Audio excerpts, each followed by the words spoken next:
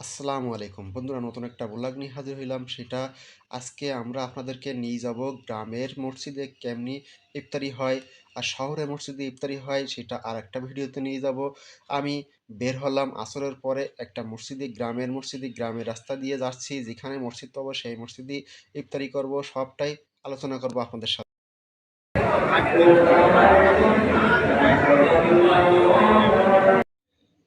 ইতিমধ্যে আপনারা দেখছেন যে একটা মসজিদে বের হয়ে আসছি। মসজিদে হুজুররা বিভিন্ন কথা বলতেছে, কোরআন তেলাওয়াত করতেছে, আপনারা শুনছেন সেটা।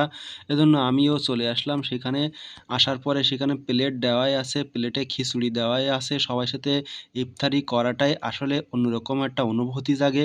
দেখুন, সবাই মিলেমিশে বসে আছে, সবাই একটা করে প্লেট নিয়ে, এবং ওখানে পানির গ্লাস রাখা আছে, সেখান থেকে একটা গ্লাস নিয়ে আমিও সবার সাথে বসে গেছিলাম। আর এই যে ইফতারি করাটাই, সবাই যে একসাথে ইফতারি করাটা এরকম মজা কোথাও পাওয়া যাবে না। এরকমভাবে কারা করেন সবাই কমেন্টে জানাবেন। বন্ধুরা, এরকমভাবে ইফতারি কারা কারা করতে ভালোবাসেন তারা কমেন্টে এসে জানাবেন। যদি সবাই এরকমভাবে ভালোবাসেন তাহলে আমার চ্যানেলটি সাবস্ক্রাইব করে আমাদের পাশে থাকবেন। এরকম সুন্দর সুন্দর ভিডিও দেখতে পাবেন।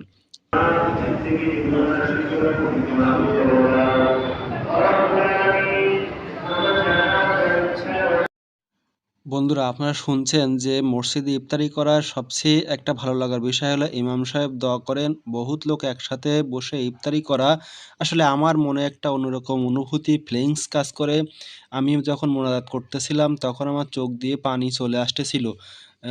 এই এই যে অনুভূতি, এই অনুভূতিটা বাসায় একা একা বসে থেকে ইফতারি করা, সেই অনুভূতিটা আমার ভিতরে হয় না।